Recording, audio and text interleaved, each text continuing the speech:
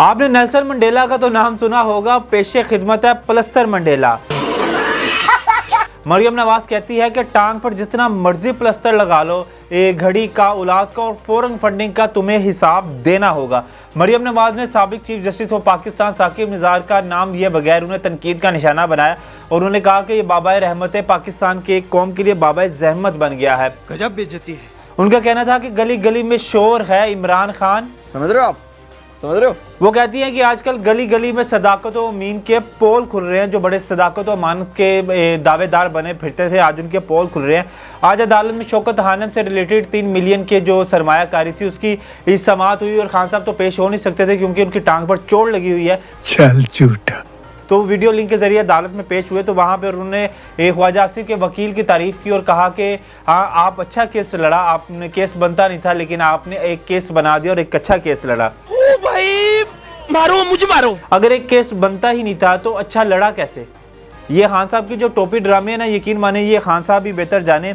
उन खान साहब ने मान लिया जी, अपनी चोरी मान लिया आज अदालत में। खान साहब ने कहा कि हमने 3 मिलियन इस्तेमाल किए थे 2008 में, लेकिन 2015 में हमने उनको वापस कर दिए। तो अगर देखा जाए तो ये आपको ज़कात के पैसे जो फ़ंड मिले शौकत खानम को चलाने के लिए, लोगों की खिदमत के लिए, तो आप उसको कैसे इस्तेमाल कर सकते हैं? ये तो अमानत में ख़यानत है ना। लेकिन खान साहब ने आज मान लिया, लेकिन उन्होंने साथ ये भी एक अजीब शगुफ़ा सा छोड़ा वहाँ पे कि मैंने जी 2015 में उनको रिटर्न कर दिए थे, शौकत खानम को वापस कर दिए।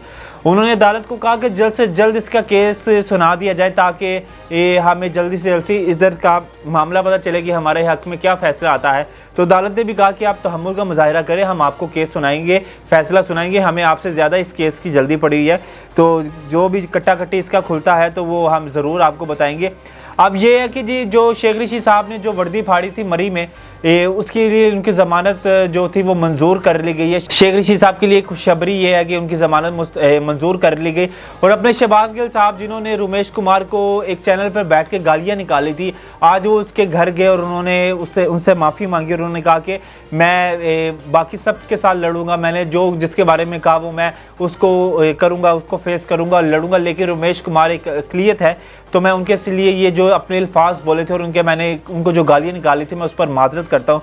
वो उनके घर गए और वहाँ पे जाकर उन्होंने माफ़ी मांगी और उन्होंने कहा कि आइंदा ऐसा नहीं होगा। ये अच्छा इकदाम है, एक अच्छा कदम है, क्योंकि अब उनके बेचारों के सर पर जो तलवार लटक रही है ना, तो उनका अब उनका माफ़ी मांगना बनता ही है, क्योंकि उन बेचारों के जो हालात है और जो उनके लिए मसले मसाइल बन रहे हैं वो उनके लिए बेचारों की बर्दाश्त से बाहर है। क्योंकि उनके पार्टी रहनुमा भी उनके लिए कुछ इस तरह से अच्छा नहीं एक पैगाम दे रहे, अच्छा उनके साथ रवैया नहीं है। कभी प्रेस कॉन्फ्रेंस में चले जाते हैं, कभी उनका फ़ोन नहीं उठाते। तो ये सारे मामलात हैं। अब बेचारे मरियम नवाज़ ने आरे हाथों लिया खान साहब को, और खान साहब बेचारे अपने केसों में इतना उलझ पड़े हैं और इतना उनके गिर्द घेरा तंग हो गया कि आपको क्या बताएं। अब ये फ़ैसला क्या आता है जो 3 मिलियन का है जो उन्होंने शौकत खानम के लिए इस्तेमाल किया, ये तो वक्त ही बताएगा। तब तक के लिए आप इंतज़ार करें, हम भी करते हैं अल्लाह ने के बाद।